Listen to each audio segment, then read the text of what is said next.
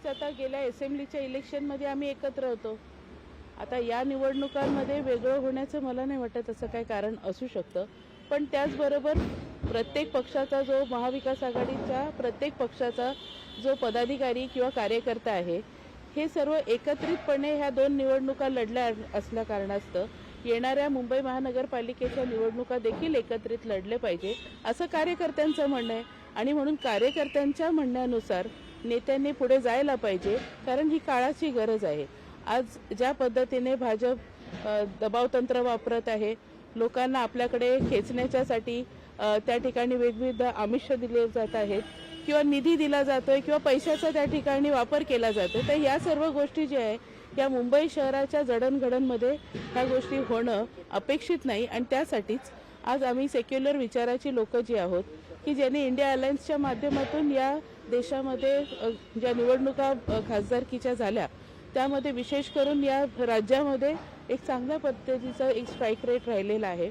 आणि त्याचबरोबर असेंब्लीच्या इलेक्शनमध्ये हे होऊ शकलं नाही, कारण त्याच्या अगोदर ज्या पद्धतीने योजनांचा पाऊस किंवा लोकांना आमिष दाखवण्यात आले आणि त्या सर्वांच्या माध्यमातून असेंब्लीच्या इलेक्शन्समध्ये आम्हाला पराभवाला सामोरं जावं लागलं.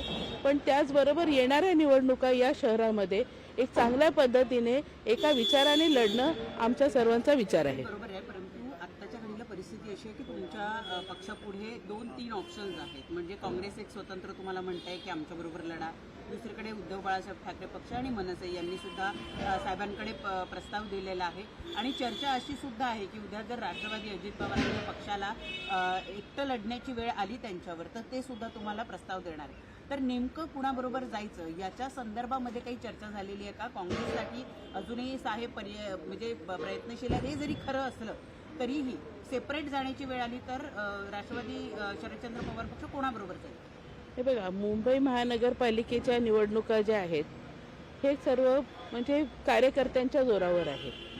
हे यासाठी मी म्हणते की प्रत्येक वॉर्डामध्ये काम करणारा जो कार्यकर्ता आज निवडणूक लढण्यासाठी आग्रही आहे, आज त्या ठिकाणी आम्ही महाविकास आघाडीचे लोक आम्ही एकत्रित झालेलो आहोत. आणि म्हणून ग्राउंड रियालिटी जी आहे ती आपण नाकारू शकत नाही. आज ग्राउंडवरती महाविकास आघाडी इंटॅक्ट राहावी हे कार्यकर्त्यांच्या तिन्ही पक्षाच्या कार्यकर्त्यांचं म्हणणं आहे. आणि म्हणून नेत्यांनी देखील ह्या गोष्टीला मान्य करायला पाहिजे. पवारसाहेबांच्या समोर हाच विषय आम्ही त्या ठिकाणी मांडला. पवारसाहेब म्हणाले की याच्यावर मी सकारात्मक सगळ्या गोष्टी कशा करून घेता येईल त्याच्यासाठी ते स्वतः प्रयत्नशील आहे आणि आम्हाला खात्री आहे यश आम्हाला मिळेल. त्यात साधारणतः परवाच्या दिवशी जी बैठक झाली त्या बैठकीमध्ये किती लोकांच्या लोकशाही मराठी ऐका, पहा, जागरूक रहा.